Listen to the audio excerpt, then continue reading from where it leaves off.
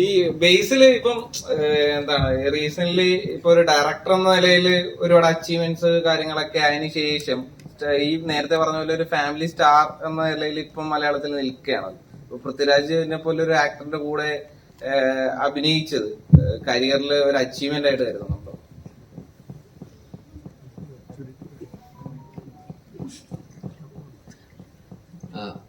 ആദ്യമായിട്ട് എല്ലാവർക്കും നമസ്കാരം. കുറച്ച് ലേറ്റ് ആയിട്ട് വന്നു, സോറി, ഉറങ്ങിപ്പോയി. രാവിലെ വന്നതാണ്. അപ്പോൾ എന്നെ സംബന്ധിച്ചിടത്തോളം ഈ പറയുന്ന ഞാൻ അങ്ങനെ പ്ലാൻ ചെയ്തിട്ടൊന്നും ഉണ്ടായിരുന്നില്ല. ആക്ച്വലി ദീപു കുഞ്ഞിരാമായണം എന്ന് പറയുന്ന സിനിമ എഴുതിയത് ദീപുവാണ്, ഇതിൻ്റെ റൈറ്റർ ദീപുവാണ്. അപ്പോൾ കുഞ്ഞിരാമായണം കഴിഞ്ഞ് ഗോദയുടെ പ്രീ പ്രൊഡക്ഷൻ നടക്കുന്ന സമയം തൊട്ട് ദീപു ഗുരുവായൂരമ്പല നടയിലിൻ്റെ സിനിമയെ കുറിച്ചും അന്ന് പല ആർട്ടിസ്റ്റ് കോമ്പിനേഷൻ അതിനെക്കുറിച്ചൊക്കെ സംസാരിക്കാറുണ്ടായിരുന്നു.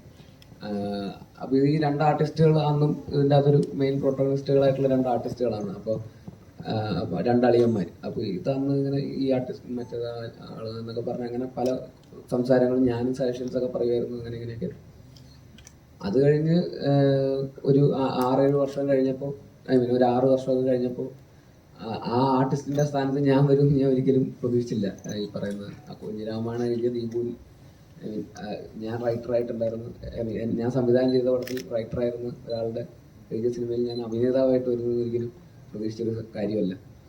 അപ്പോൾ അതൊരു ഭയങ്കര എക്സൈറ്റ്മെൻ്റ് ആയിരുന്നു. പിന്നെ ബിബിൻ ചേട്ടൻ ജയ കഴിഞ്ഞിട്ട് ഞാൻ ഫാലിമിയുടെ ഷൂട്ട് നടക്കുമ്പോഴാണ് ഇതിൻ്റെ സബ്ജക്റ്റ്, ഇങ്ങനെ ഒരു സബ്ജക്റ്റ് ഉണ്ടെന്ന് പറഞ്ഞ് വിളിക്കുന്നത്. അപ്പോൾ കൂടുതൽ എക്സൈറ്റ്മെൻ്റ് ആയി. കാരണം ബിജുമായിട്ട് വീണ്ടും ഒരു സിനിമ ചെയ്യാന്നുള്ളത്. അപ്പോൾ പിന്നെ ദീപുവിൻ്റെയും കൂടെ സ്ക്രിപ്റ്റാണ്. പിന്നെ E4 എൻ്റർടൈൻമെൻറ്റായിട്ട് വീണ്ടും കൊളാബറേറ്റ് ചെയ്യുന്നു. ഗോദയൊക്കെ പ്രൊഡ്യൂസ് ചെയ്യുന്നത് E4 എൻ്റർടൈൻമെൻറ്റാണ്. അപ്പോൾ അവരുമായിട്ടും വീണ്ടും ഒരു സിനിമ ചെയ്യുന്നു. അത് കഴിഞ്ഞിട്ട് 2-3 ആഴ്ച കഴിഞ്ഞിട്ട് ബിബിൻ ചേട്ടൻ വിളിച്ചിട്ട് പറഞ്ഞു രാജുവേട്ടനാണ് മറ്റേ ക്യാരക്ടർ ചെയ്യുന്നതെന്ന് പറഞ്ഞു. അപ്പോൾ ഞാൻ ഭയങ്കര എക്സൈറ്റഡ് ആയി. കാരണം എനിക്ക് പേഴ്സണലി ഞാൻ ഭയങ്കരമായിട്ട് അഡ്മയർ ചെയ്യുന്ന ഒരാളാണ് രാജുവേട്ടൻ. അദ്ദേഹത്തിൻ്റെ ഓൺ സ്ക്രീനും ഓഫ് സ്ക്രീനും ഒക്കെ ആയിട്ടും പല രീതിയിലുള്ള as an actor, as A director, as A producer, as A distributor, ഇത് എങ്ങനെ സാധിക്കുന്നു എന്നുള്ളതാണ് ഞാൻ ഇങ്ങനെ ഇപ്പോഴും ഞാൻ ഇതിൻ്റെ സെറ്റിലൊക്കെ വരുമ്പോൾ ഞാൻ ഇങ്ങനെ ചോദിച്ച് മനസ്സിലാക്കാൻ ശ്രമിക്കാറുണ്ട്. എനിക്ക് പേഴ്സണലി ഈ പറയുന്ന സംവിധായകൻ, നടൻ എന്ന് പറയുന്ന രണ്ട് റെസ്പോൺസിബിലിറ്റി മാനേജ് ചെയ്യാൻ ഭയങ്കര ബുദ്ധിമുട്ടാണ്. രണ്ട് ഈക്വൽ റെസ്പോൺസിബിലിറ്റീസ് ആയതുകൊണ്ട്. പക്ഷെ ഇതൊന്നും പോരാതെ കൺസിസ്റ്റൻ്റ് ആയിട്ട് കണ്ടിന്യൂസ്ലി ഇങ്ങനെ സക്സസ് ഡെലിവർ ചെയ്യുന്ന ഒരാളെന്നുള്ള രീതിയിൽ എനിക്ക് ഭയങ്കര റെസ്പെക്റ്റ് ഉണ്ട്. അപ്പോൾ അദ്ദേഹത്തിൻ്റെ കൂടെ ഒരു സിനിമയിൽ ഇങ്ങനെ ഒരു പ്രൊട്ടഗണിസ്റ്റായിട്ട് ഉള്ളൊരു റോള്, അങ്ങനെ ഈക്വലി ഇമ്പോർട്ടൻ്റ് ആയിട്ടുള്ള ഒരു റോള് ചെയ്യാൻ പറ്റുക എന്ന് പറയുന്നത് ഭയങ്കര അഭിമാനം തോന്നിയ ഒരു കാര്യം തന്നെയായിരുന്നു. അപ്പോൾ അതിന് ഒരുപാട് സന്തോഷം.